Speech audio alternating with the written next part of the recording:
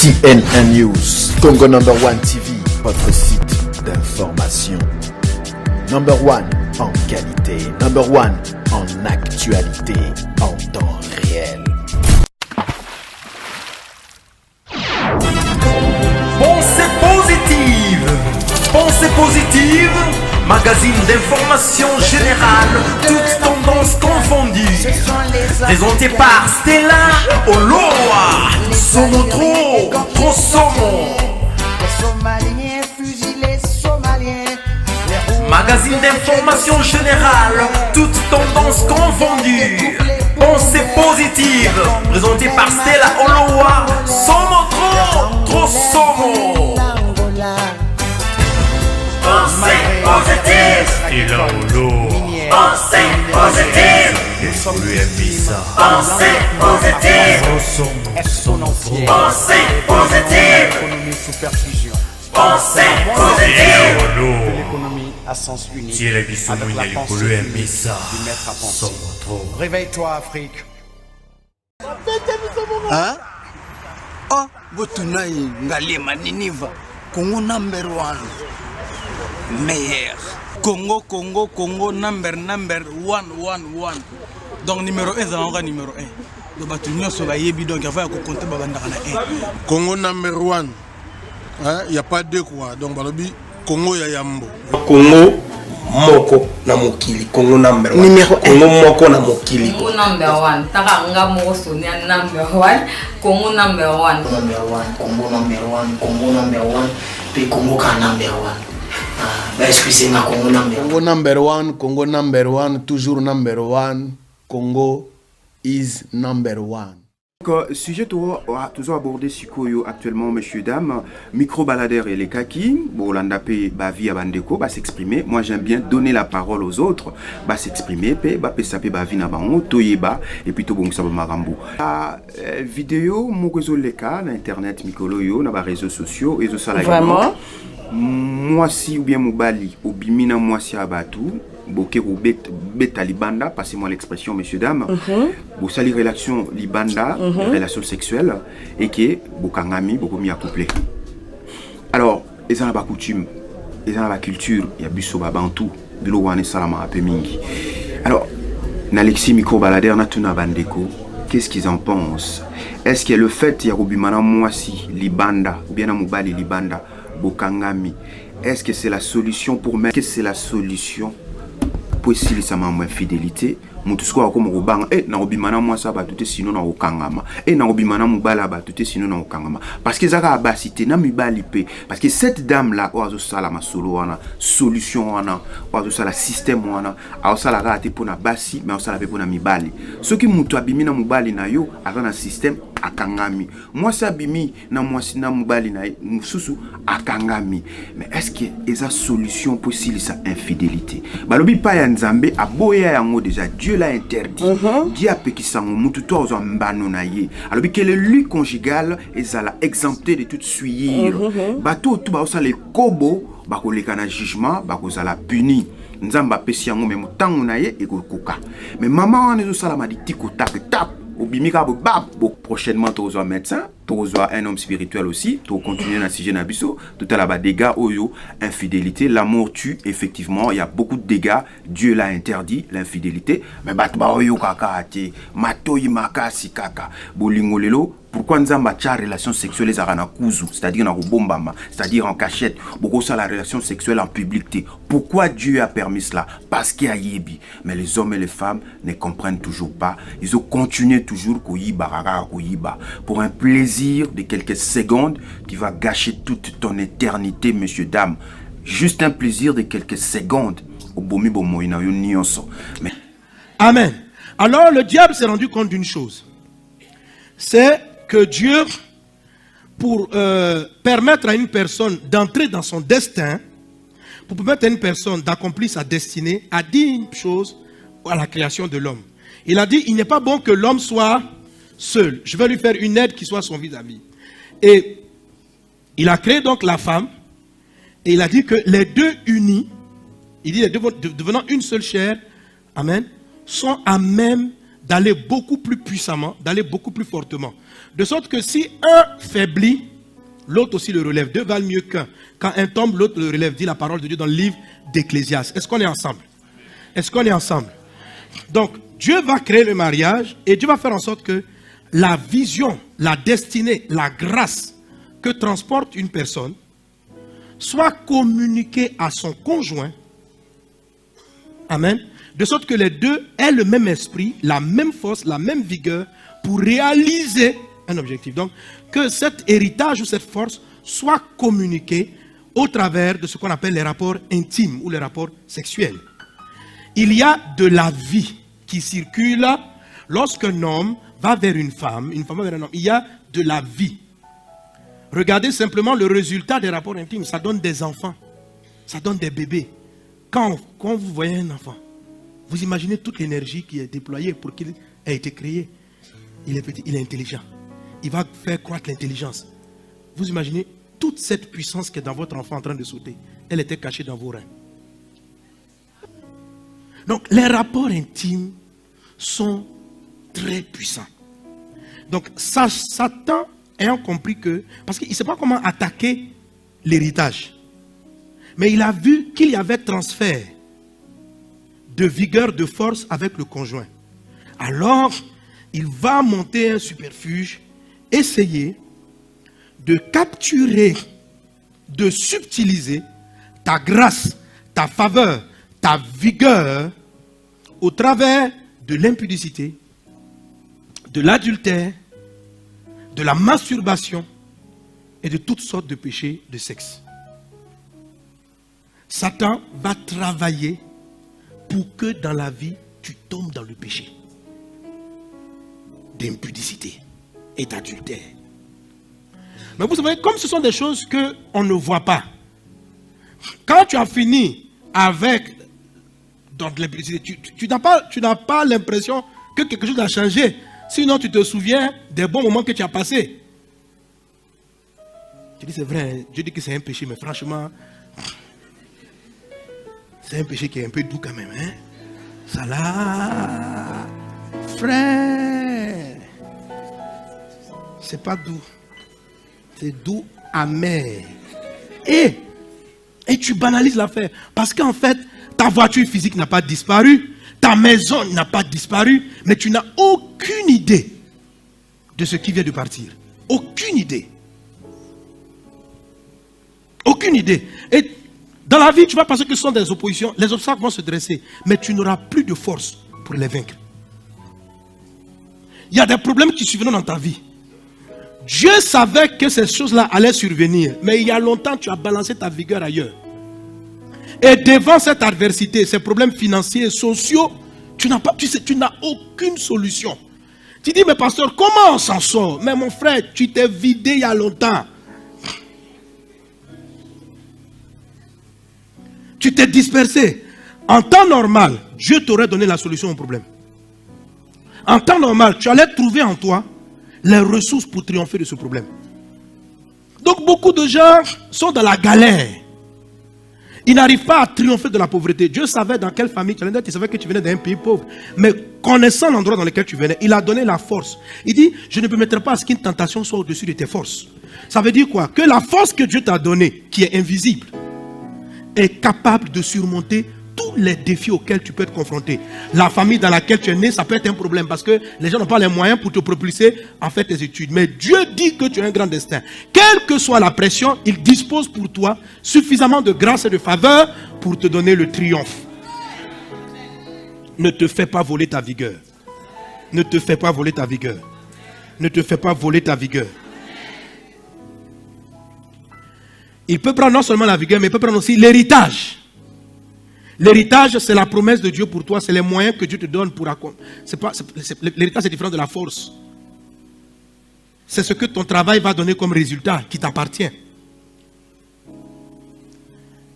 Il utilise le détournement et le mauvais usage de cet instrument-là que Dieu a donné à l'homme pour procréer, pour partager la vie, pour partager la vigueur avec son conjoint. Il va utiliser pour disperser tes forces et aller les donner à quelqu'un d'autre.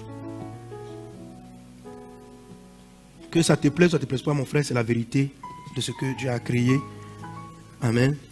Tu dis, ah, pasteur, tu gâtes nos affaires. Mais j'arrange, je ne suis pas en train de gâter. Je suis en train de te dire que c'est toi-même qui as gâté ta vie. Mais tu dis non, mais quand je regarde ma vie, ça va quand même bien, je suis pas mal. Hein. Regarde, je trompe ma femme, mais bon, ça va. Je suis là, je suis ministre, je suis DG, on m'a fait des nominations. Regarde, je te donne rendez-vous dans quelques années, tu vas voir où tu vas finir. Et puis il faut savoir que tu aurais eu beaucoup plus que ce que tu crois avoir. Mais toutes ces choses-là, c'est-à-dire que malgré que ça t'ait épuisé là, regarde où tu as pu arriver. Mais tu vas voir après, vers la fin, comment est-ce qu'il t'a bien. La fin va mal finir. La fin va très mal terminer. Vous allez voir des chefs d'État, des gens qui ont eu des vies dépravées. Il y en a beaucoup. Observez la fin de leur jour et puis après ce qui arrive à leurs enfants. C'est comme si, parce que vous allez voir, Sandy, c'est un grand président, il a eu les milliards, il avait l'argent. Il y a quelques années maintenant, une fille d'un ancien chef d'État puissant m'a écrit, les gens m'ont écrit. Mais puissant, mais ce monsieur-là, les femmes de ses ministres, tout le monde, il tirait partout. Sa famille, d'abord lui-même, il a fini misérable en exil. À un moment, on le nomme comme un des hommes les plus riches au monde. Misérable. Satan l'a vidé. Son énergie est partie comme ça. Il n'y a plus de vigueur. Normalement, on dit Abraham a donné l'offrande, a semé l'offrande pour Lévi. Ça dit que la vigueur de Dieu là, elle ne te concerne pas seulement, elle transporte ta famille, tes enfants et ta descendance. Tu traces le sillon pour eux. Et les enfants aujourd'hui, tous leurs biens ont été confisqués parce que papa étant très puissant, il n'a jamais pris le temps même, il ne s'est même pas rendu compte que quand il a acquis des choses, il n'a pas mis le nom de ses enfants. Les avocats, les trucs, tout ça, chacun s'est servi. Ça c'était pour mon papa, on dit, mon frère, maintenant, la galère, les problèmes, et lui-même il a fini malheureux. En plus, maintenant, si tu es dans le péché, tu ne vas pas au ciel. Donc de l'enfer, là même, tu vois ta famille, puis tu pleures encore. Tu dis, mais j'ai fait quoi? À quoi ça m'a servi toutes ces années? Dis à un voisin, c'est pourquoi la Bible dit, fuis l'impudicité. Dis à ton voisin, fuis. Il faut fuir, hein, poussière.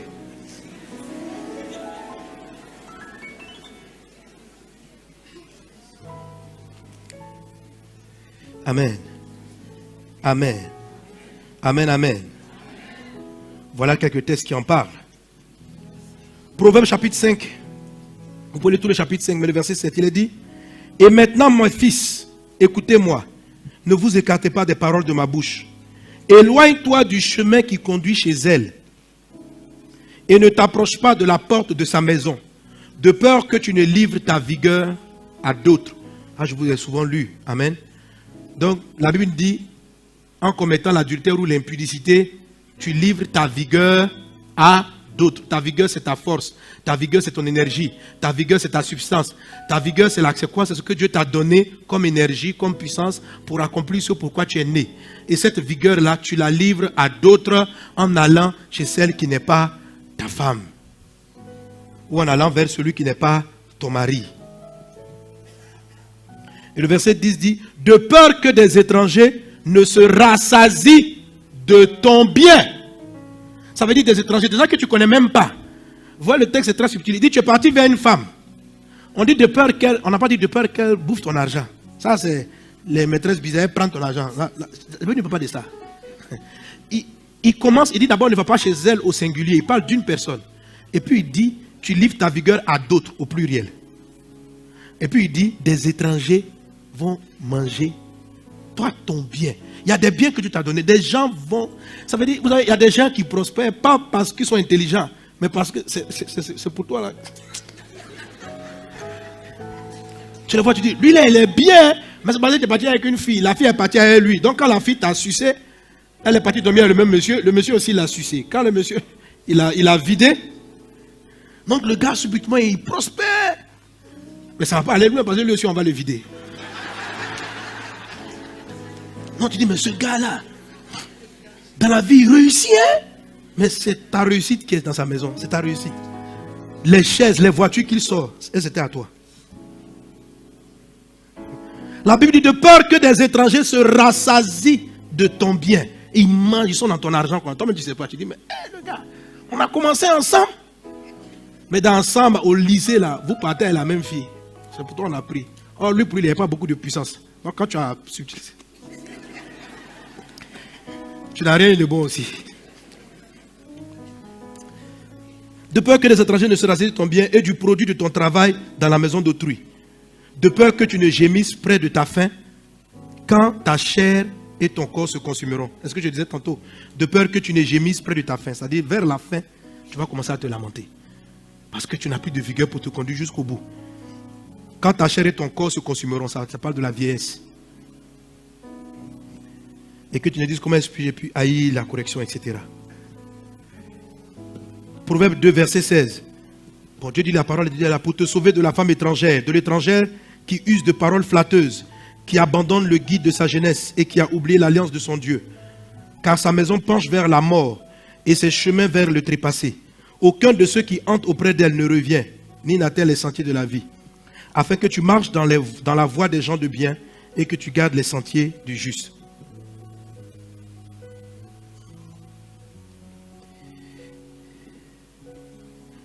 Proverbe chapitre 7, verset 21, il dit, elle le détourna avec beaucoup de douces paroles, elle l'entraîna avec la flatterie de ses lèvres. Il est allé aussitôt après elle, comme le bœuf va à la boucherie et comme le cep sève à l'instruction du fou, jusqu'à ce que la flèche lui transperce le foie, comme l'oiseau se hâte vers le piège et ne sait pas qu'il y va de sa vie. Maintenant donc, fils, écoutez-moi et soyez attentifs aux paroles de ma bouche. Que ton cœur ne se détourne pas vers ses voies et ne t'égare pas dans ses sentiers, car elle a fait tomber beaucoup de blessés et ceux qu'elle a tués sont très nombreux. Ce sont les voies du Sheol, c'est-à-dire de l'enfer, du trouble. Ce sont les voies du Sheol que sa maison. Elles descendent dans les chambres de la mort. Satan a tenté d'utiliser cette arme avec Abraham. Il a envoyé, permis par sa femme, il a envoyé Agar. Donc les sœurs, amen, n'envoyez pas Agar dans votre maison. Comment on envoie Agar? Si tu te refuses à ton mari, tu le tentes, tu lui donnes envie, tu le prouves d'aller à l'étranger. La Bible dit ceci, la Bible dit à Abraham, il dit chasse Agar et l'enfant, sinon elle va prendre l'héritage. Elle allait prendre l'héritage d'Abraham. Et je vous dis, même une partie de l'héritage d'Abraham est rentrée en Ismaël. Ismaël, c'est qui? Toute la prospérité des peuples arabes. Ça vient de la puissance qui était en Abraham. Abraham est l'ancêtre de tous les Arabes. Donc tous ceux qui sont dans les zones pétrolifères, toute leur prospérité. C'est parce qu'Abraham transporte un héritage, on dit le père de la foi. C'est-à-dire Dieu a mis dans Abraham une telle énergie sur ses descendants, plusieurs générations. Et il a eu une aventure avec une femme qui n'était pas la sienne. Il lui a balancé quelque chose, la puissance, et la puissance est venue chez Ismaël. Ismaël est le père donc, de tous les peuples arabes et par conséquent aussi de l'islam. C'est pourquoi c'est très difficile de les arrêter. Ils ont la puissance que Dieu avait léguée à Abraham. En tout cas, ils ont une partie. Dieu dit à Abraham, il faut les vider. Parce que d'ici la fin de l'histoire, ce gars-là va tout prendre. Il dit, chasse la servante et le fils. Mon ami, chasse l'adultère, chasse la femme étrangère de ta vie. Ma soeur, chasse le mari qui n'est pas ton mari. On est en train de te vider. S'il ne veut pas te marier, il n'a qu'à rester là. Non, je t'aime, je te promets, je te promets. Frère, ma soeur, je t'ai dit, c'est toi que je vais épouser. On est déjà fiancés, Fuis-le. On te dit non, c'est pour prendre, c'est lui qui paye ton loyer. Mais c'est qu'il prend après ton loyer. Tu n'as aucune idée. C'est le loyer que tu veux, ce n'est rien par rapport à ce qu'on a puisé de toi. C'est lui qui paye ma maison. Ce n'est rien par rapport à ce qu'on t'a pris. S'il n'est pas là, je ne peux pas m'en sortir. C'est maintenant même que tu vas creuser ta vie. Tu vas t'en sortir comment? Juste un peu, tu vas rouler en voiture à Abidjan ici, faire le malin. Mais attends, tu vas voir. Tu vas voir comment ça va finir. Il peut prendre ta grâce, on peut te sucer ta faveur pour le mariage. Quand tu rentres dans ce genre de choses, vous allez voir les gens qui rentrent comme ça, ils ne se marient jamais. Finissent jusqu'à vieille femme. Sans mari. Mais on a pris ta faveur du foyer. Donc il suit ça et puis lui va utiliser ça maintenant sur les autres foyers. Dieu t'avait donné une grâce d'un foyer, la faveur d'un foyer, mais tu as vidé ton énergie. Parce que je ne sais pas, tout est lié à ton destin. Donc on ne sait pas qu'est-ce que les gens volent exactement. Est-ce qu'ils volent ton argent? Ils volent ton mariage? Ils volent... On ne sait pas. Ils volent ta capacité à reconnaître l'homme ou la femme de ta vie. En tout cas, quand le voleur rentre dans la maison, en tout cas, il vole. Maintenant, qu'est-ce qu'il va prendre? On ne sait pas. Ton mariage fait partie de ton héritage. On peut le prendre. On peut le prendre. Donc, tant que tu seras cette personne, tu peux pas découvrir l'homme ou la femme de ta vie. Tu vas rester comme ça pour un moment de plaisir, mais tu vas tout perdre. Il faut arrêter ça. Bousculer le voisin. Il n'est pas là-dedans, mais tu dis frère, bien sûr. Il dit, je sais que tu n'es pas là-dedans, quoi, mais...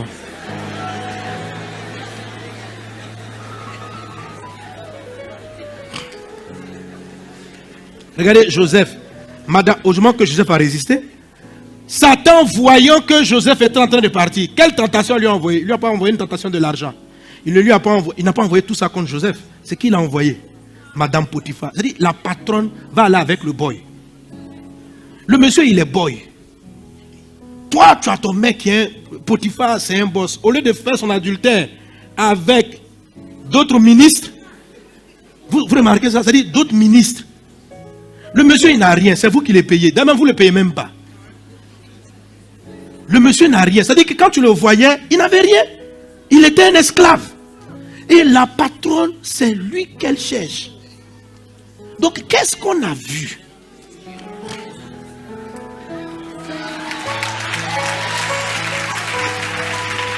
Alléluia. Mais c'est son héritage qu'on voulait prendre. Parce que juste après ça, il est monté premier ministre. Si elle captait ça, c'est elle, on allait peut-être la nommer. Pharaon allait se lever. Il a dit, ah bon, Madame Potiphar, vraiment, tu es bien. Hein? Viens, c'est toi qui vas diriger. Donc, la direction de l'Égypte, la capacité d'administrer. Elle voyait l'enfant dans son jeune âge, tout ce qu'il fait réussit. Il est efficace, il est esclave, mais intelligent, brillant. Il y a des personnes comme ça, durant leur parcours scolaire, les gens ont pris leur intelligence, ils n'ont pas fini leurs études à cause d'impudicité. Ils arrivent, toi, premier major de promotion major, tu arrives à un moment donné, tu ne comprends plus les matières. Mais on t'a appris ça? On t'a volé ton intelligence? Tu arrives à l'université, tu ne peux pas sortir de l'université. Mon frère, quoi? On t'a volé en route. Tu es là, non, c'est ma petite copine, ma petite fille du quartier. Frère, c'est là on vole. Les gens t'ont sucé. Et tu arrives à un moment donné, tout le monde cherche travail, toi tu n'as pas. On a pris ton héritage. Seigneur, ouvre-moi les portes du travail. On a pris ça, on a pris.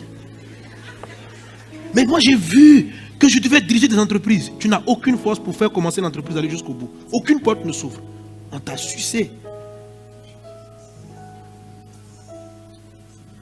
Est-ce qu'on est ensemble? Est-ce qu'on est ensemble? Parce qu'il y a des choses que Dieu t'a déjà données avant que tu ne naisses. Dieu te les avait déjà données.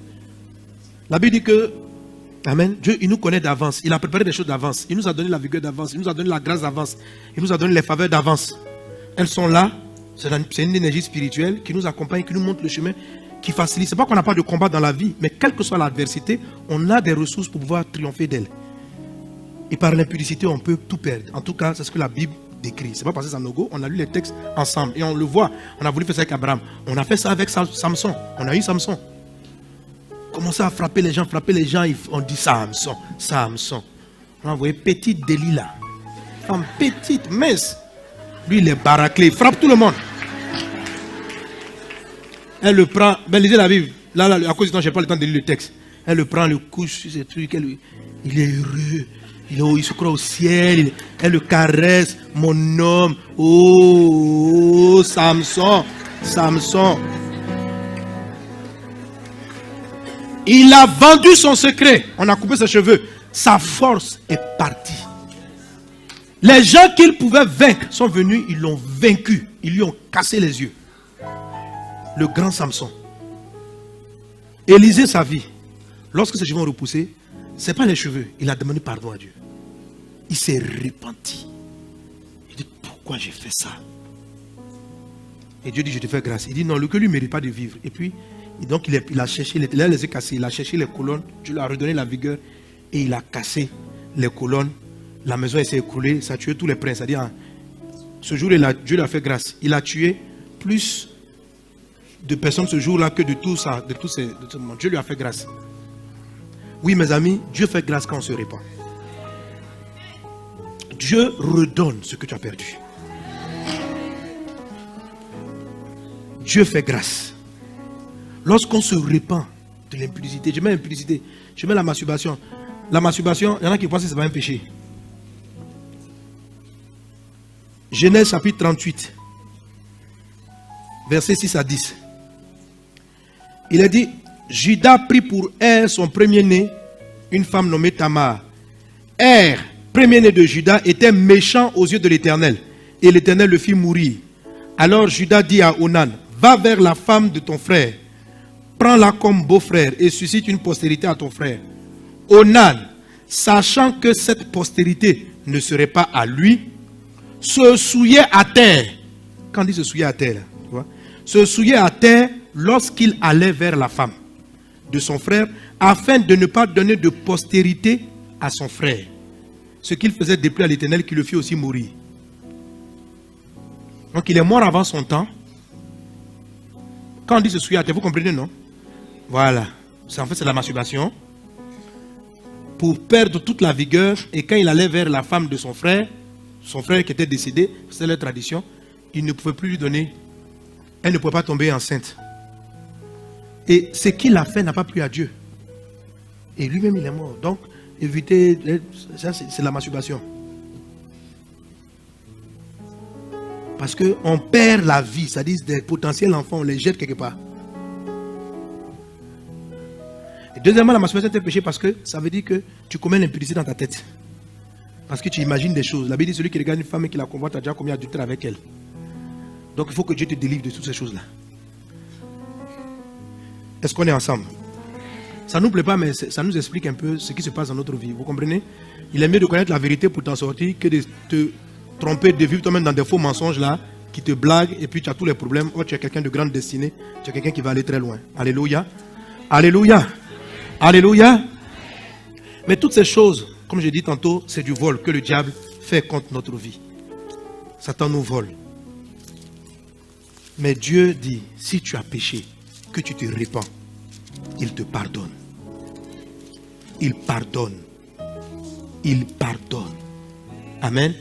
Donc la repentance, si tu commets l'impiété, la Bible dit celui qui avoue et qui délaisse. Pourquoi Dieu fait qu'on revient sur les péchés? C'est pour qu'on comprenne que quand Dieu nous dit de ne pas pécher, là, ce n'est pas pour lui-même son plaisir. Que tu pêches, que tu ne pêches pas, ça ne fait rien à Dieu. Ça ne va pas le faire descendre de son trône. Donc, si c'était aussi banal que c'est parce que lui, ça l'énervait, simplement. Si c'était juste parce que ça l'énervait, il n'aurait pas besoin de te parler autant. Dieu, tu ne peux rien faire contre Dieu. Aucun péché ne vient blesser Dieu. Mais tous les péchés te détruisent toi-même. Et ce n'est pas juste que tu vas dire non, je vais vivre. Juste quand j'ai senti que maman va s'approcher, maman va s'approcher, je vais bien me repentir. Dieu est bon. Il pardonne. Il pardonne. Donc je pêche un peu, après je me repens. Je pêche un peu, tu te vides. Tu te vides, tu compliques ta vie.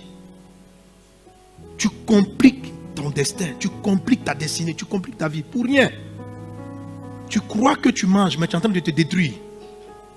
Et non seulement cela, tous ces péchés-là font que tu rates le but de ta vie. Et tu peux même pas, quand tu as ta mort, tu ne seras pas sauvé. Donc il faut te repentir, pas simplement confesser, mais délaisser. Délaisser. Il faut parler à Dieu sincèrement. Il faut reconnaître. J'ai dit que quand on ne connaît pas Jésus, lorsqu'on se repent, Dieu il nous fait un péché, il nous pardonne en gros. Un paquet de pardon. Tu en as tellement commis avant de connaître Christ. Oh Seigneur, je ne te connaissais pas, donc je te donne ma vie. Maintenant, ça c'est le mardi dernier, j'ai lu ces textes. Amen. La Bible dit que quand nous sommes déjà en Christ, si on a péché, on doit aussi se repentir. Mais il faut comprendre qu'il faut avouer. Parce que chaque péché a sa conséquence. Il faut dire ce que tu as fait. Là, ce n'est plus un péché de gros. Amen. L'Esprit te convainc que mon fils, ma fille, ce que tu as fait n'est pas bien. Repends-toi. Amen. La grâce du Seigneur sera là. Elle va te pardonner. Elle va te pardonner. Dieu va te pardonner. Dieu va te renouveler. Alléluia. Et comme Satan a volé, Proverbe chapitre 6, je crois, verset 30 dit ceci. Si on surprend un homme en train de voler, il doit restituer 7 fois. C'est pourquoi tous les péchés qui sont partis par le vol du diable. Amen, je crois que c'est 6,32, j'ai oublié la référence. Bon, je l'ai quelque part ici, mais à cause du temps. Là, comme vous l'avez pas pour moi.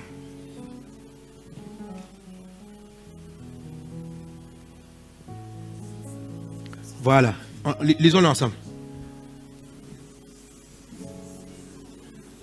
Si on le trouve, on parle du voleur, il fera une restitution au septuple. Il donnera tout ce qu'il a dans sa maison. Amen.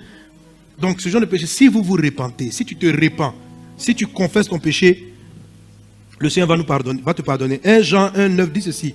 Si nous confessons nos péchés, il est fidèle et juste pour nous les pardonner et pour nous purifier de toute iniquité. Amen. Donc, Dieu pardonne l'impudicité, mais en plus, il te lave toutes les souillures que ça entraîne dans ton corps. Parce que n'oublie pas, il y a échange avec le conjoint. Avec, pas le conjoint, mais avec la personne. Donc, il y a des impuretés que tu reçois, tout cela, Dieu va te laver.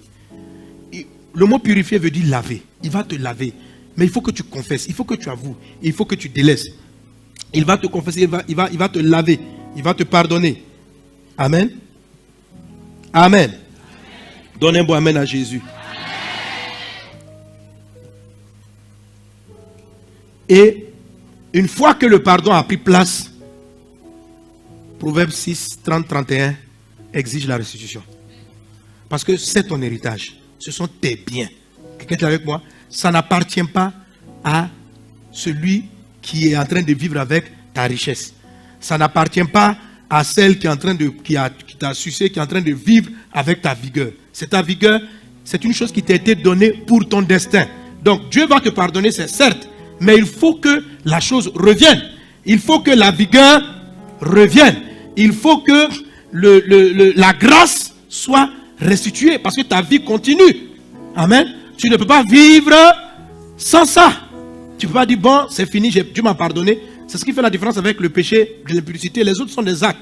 Je prie, je coupe la chaîne, je suis délié, je peux aller prendre mes bénédictions, je me confesse, j'ai critiqué. Voilà. Mais l'impudicité, ou l'adultère a enlevé des choses de notre vie. Donc il y a des choses qui sont parties, pas chez Dieu, mais chez des tierces. Il y a des choses qui sont parties de notre vie. Donc il ne faut pas seulement se repentir. Se repentir, c'est le pardon du péché. Se repentir, c'est la purification. Il faut exiger la restitution. Tu dois récupérer ton intelligence qui est partie.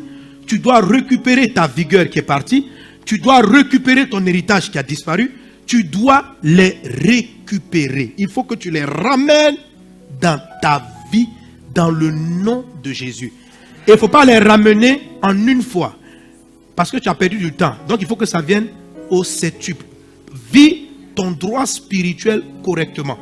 Quand tu vas prier dans l'espace, Satan t'accuser pour dire non, j'ai été volé, c'est fini. Maintenant c'est pour moi. Ce n'est pas à lui.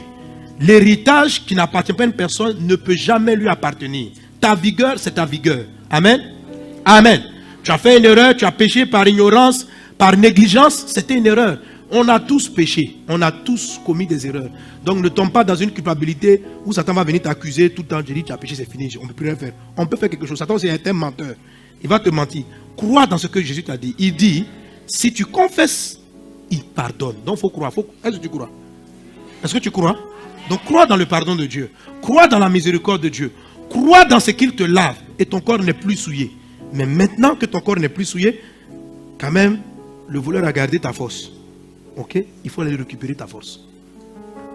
C'est pourquoi il dit, si on surprend le voleur, même s'il a volé pour sa propre fin, il va rendre ça 7 fois. 7 fois. Ça veut dire, alléluia, que si tu réclames bien, il ne faut pas réclamer une fois. Hein? Si tu réclames bien, tu vas avoir 7 fois plus de force. 7 fois plus d'héritage. Bon, donc, il ne faut pas aller pécher pour chercher à avoir 7 fois. Parce que si tu pêches volontairement, c'est qu'il n'y a pas de repentance. Voilà. Mais tout ce qu'on a perdu, tout ce que tu as pu perdre, amène cela à la restitution. Et tu vas te rendre compte d'une chose. Une fois que ce péché-là est traité, par la grâce de Dieu, ton chemin sera beaucoup plus clair. Ta voix sera... Non, mais la vigueur va revenir. Je n'ai pas dit que tu n'as pas d'ennemis. Je n'ai pas dit qu'il n'y aura pas d'adversité. Mais je dis que les choses vont s'accélérer en bien, en grâce dans ta vie. Et ça va venir 7 fois plus vigoureusement. Alléluia. Donc, certains se sont repentis des péchés passés et ils sont aujourd'hui, par la grâce de Dieu, vivent la sainteté, mais ils n'ont pas fait, ils n'ont pas usé de... Ils n'ont pas réclamé la restitution. Si tu ne demandes pas la restitution, le voleur va se promener à ton affaire. Quel que soit l'endroit où c'est parti, même si le gars est jusqu'au pôle Nord, mon frère, tout est dans l'esprit. Ramène dans ta vie les choses que tu as perdues dans le nom de Jésus. Il faut user de la loi de la restitution dans le nom de Jésus. Sur ce, nous allons nous lever. Alléluia. Nous allons nous lever. Donc, celui qui vit même dans la sainteté, restitution.